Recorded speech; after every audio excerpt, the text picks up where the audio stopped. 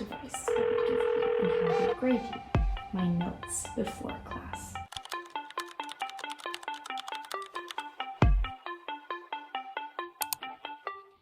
Hello beautiful people.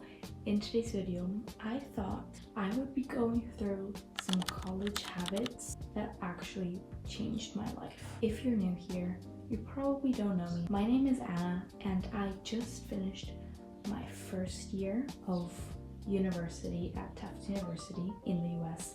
Throughout the year, I have learned a lot of different things and I feel like it's important to share these things with you, especially if you're about to go off to college, or maybe you still have a few years, but it's still interesting to know these habits. Maybe they're not all necessarily habits, but just advice I would give you. The first thing is saying yes to things, whether that's going to network events or joining new clubs. It's so important to just be open-minded and experience new things. I mean, college is the best place to really put yourself out there and say yes to a lot of these opportunities that are given to you. For instance, I said yes to a finance event and we went to New York for a day and went to Morgan Stanley and Wells Fargo. Finance is not necessarily the field I want to focus on, but I still thought it is an amazing opportunity where I can network, where I can learn new things, and where I can just grow and challenge myself. Now, in terms of academics, I say know the syllabus. And I mean, read the syllabus in advance. For instance, the summer before you start your new year, go through the syllabus, see what's there, and it just helps you understand everything a lot better. My third point is attend your professor's office hours. In the university, you have so many different professors all the time, and every single one of them has a completely different style of teaching and how they grade you. But a lot of them really appreciate when you go to their office hours, or if you have TAs, go to their office hours and just get your questions in, or if you don't understand something immediately after class, go up to them and ask. And make yourself present, especially in big classes. And a similar point that I want to make is know the grading system of your professor. So what are the criteria, for example, for English? They usually often use a very similar rubric, but go through it. Really know how you can get that A or that A+, and what are they looking for. And do that at the beginning before you even start your classes, to know what teachers actually value and how they grade you.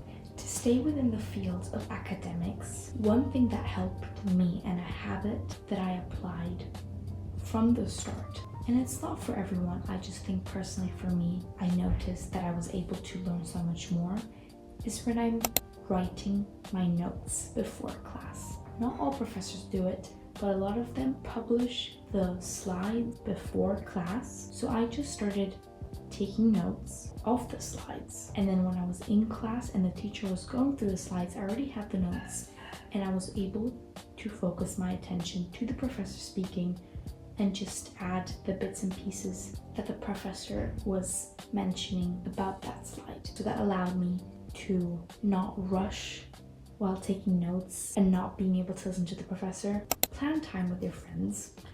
Yes, they are your friends, but they have also their own schedule, and uni is really all about creating your schedule and making sure you plan your own time. And that also means planning your time with your friends, putting in more effort and texting them. And that was something I had to adjust to, going from a very close-knit community to going to university where you have to be like, hey, do you want to have lunch on that day at that time? And that can also apply to study sessions or going out into the city and going to a museum. But that really keeps those friendships going. Which brings me to my next point, is also have time to do things outside of your school and campus.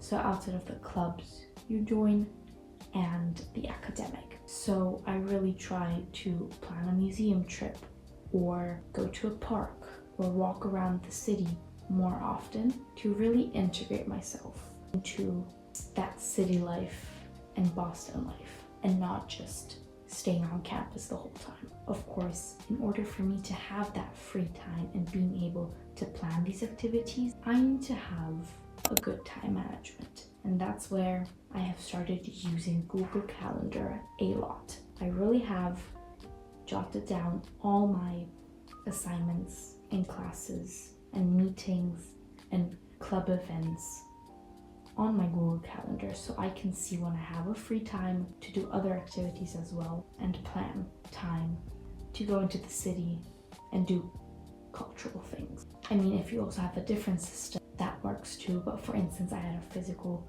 calendar. I now added onto that my Google Calendar. Use the ones that work for you. My second to last point is have a good routine, especially a good morning and night routine. Personally, for me, these really set me up for success.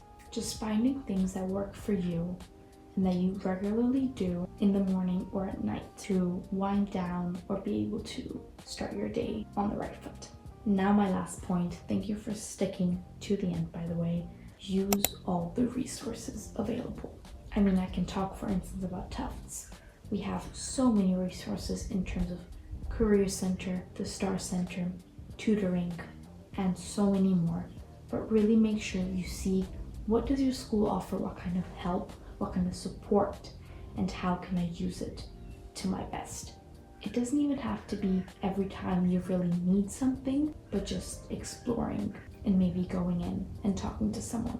To give you an example, at the beginning of the year, I didn't know much about career opportunities and what I can do, and I wasn't at that point where I had to start writing a CV or start applying to jobs or internships, but I still went in and I had a meeting with someone to just ask some general questions and familiarize myself with the resources available.